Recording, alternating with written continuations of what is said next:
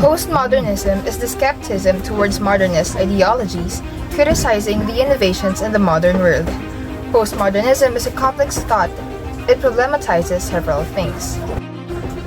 In culture and society, postmodernism is a society where mass media and popular culture dominate, defining the reality for people and shaping social relationships. In the postmodern world, the mass media drowns people with too many advertisements and media images, which highly affects their sense of reality. A cultural theory also claims that media is a huge factor that people use to create their view of reality, as well as the role they play as part of that society. Media was once trusted to hold up a mirror that reflects reality, but now that mirror is distorted, and society has become too absorbed by the media. Now I'll ask you, do you agree with this? In the postmodern world, surface and style are ever more important than substance. This idea is what is called the designer ideology, which is thought to be seen in popular culture. The argument is that we people are more concerned about the images and signs rather than for their usefulness and value. The rapid and extensive reach of contemporary mass communication is said to make confusions regarding the concepts of time and space, making them less stable and understandable, and instead more chaotic and unclear. In simple words, the speed of the flow of capital, money, information, and culture distorts people's understanding of space and time, thus causes confusions. There is a decline of meta-narratives in a postmodern world because postmodernism rejects it. Meta-narratives are the ideas like religion, Marxism, science, and art. Postmodernism is highly skeptical about these ideas, claiming that they are disintegrating, and this makes postmodernism lose its validity and is highly prone to criticism. The existence of postmodernism is evidently seen in contemporary popular culture, particularly in architecture, cinema, television, advertising, and pop music. Bagong gusaling may 5 palapag itinayo sa pamantasan ng lungsod ng Maynila. Mga propesor at estudyante sa pamantasan excited na gamitin ang bagong tayong gusali. Para sa karagdagang detalye, nakatutok si Rian Misaytari. At nandito naman po tayo ngayon sa labas ng bagong-bagong pinatayong gusali ng pamantasan ng lungsod ng Maynila. Kung nakikita nyo nga po ngayon sa aking likuran, ay napakataas ng gusaling ito at napakakaiba ng disenyo. Patungkol nga po dyan, meron po tayong interviewin. Hello po ate, ano po pangalan? Hello po, Faith Balatero. Miss Faith Balatero. Ano po masasabi nyo ngayon na tapos na itong bagong pinatayong gusali ng pamantasan para sa inyong mga estudyante? Tuwang-tuwa po syempre. Mas makakatulong yung bagong building na ginawa and mas makikater ng university ngayong may bagong building. Ayun. Ano naman po masasabi nyo tungkol sa disenyo at itsura nitong building? Sa tingin ko, postmodernist ang approach ng architecture. Puro mga hindi mga pangkaraniwang nila yung ginamit nila. And nila ka-asymmetrical din. And yung overall na design ng building is parang hiniram lang din sa mga sinauna ko. Ayun. Maraming salamat po para dyan, Miss Faith Balatero. At mula nga dito sa pamantasan ng lungsod ng Maynila, ako si Rian Misaytario, nakatutok, Haribon Patrol. Modernist architecture focused on efficient and functional tall infrastructures, sleek glass and concrete designs, disregarding the past and contextual considerations. Postmodernism architecture, on the other hand, rejects this meta-narrative and instead focused on fancily designed, contextualized, and brightly painted buildings, and borrowing and mixing styles from past historical periods. Postmodern architecture prioritizes culture and style. Now, showing ang bagong romantic comedy movie na pinagbibidahan nila Mariah Ivan at Rolex Guzman na magatang It's Now or Never. Binagsa ng maraming taong sima kung makapanood ang kanilang iniidolong artista. Para sa balitang yan, nakatutok si Rian Misaytari.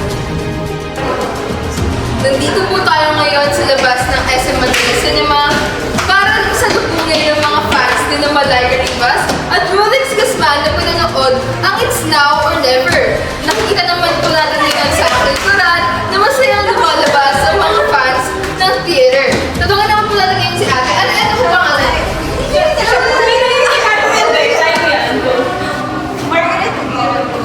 Ate Margaret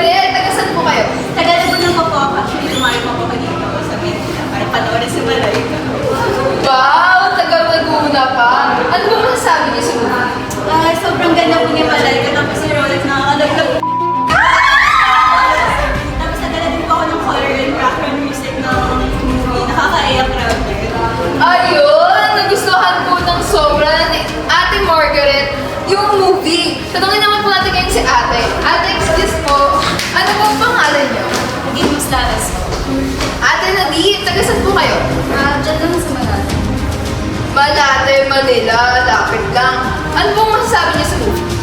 Nako, alam mo, huwag niyo nang panoorin. Nakaka-aksaya ng oras lang. Sana hindi na ako pumunta dito. Alam mo, yung movie, nadala lang siya ng mga posters, ng mga artista, pero yung movie, it's not giving. Yung plot, alam mo, parang nirecycle na siya sa mga lumang palabas.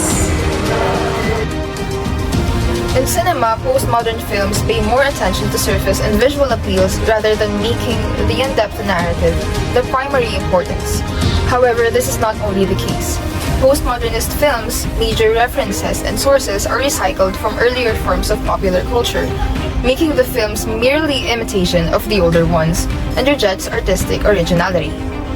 In television, postmodernism is evident through the hyper-realistic presentation of the program.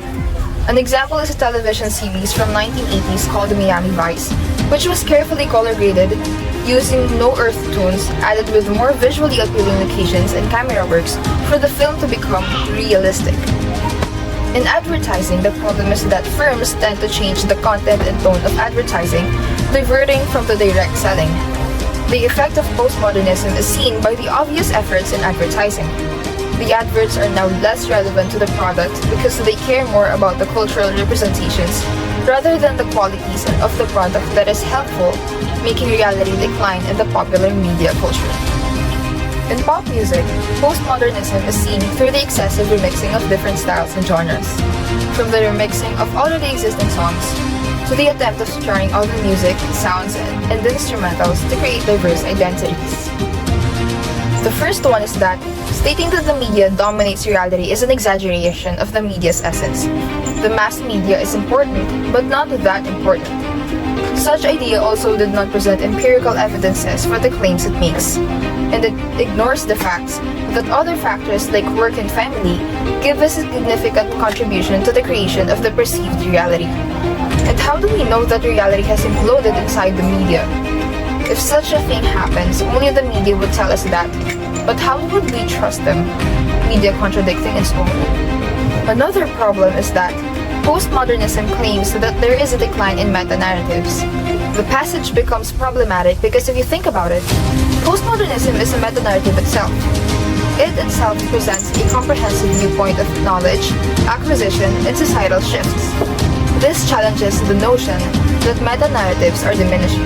The evolution of technology and communication has indeed played a crucial part in the speed of the transportation of images, information, and people, being aligned with the postmodernist perception about space and time. However, these distributions of advancement and changes is not equal. Certain classes and occupational groups have greater access and opportunities. Furthermore, these changes are qualitatively distinct from previous technological innovations, such as cinema and airplanes. Postmodernism also claims that the distinction between art and popular culture has been diminishing. If such thing is true, if pop culture and art can still be distinguished from one another, to what extent can we claim that there is a breakdown of distinction between the two?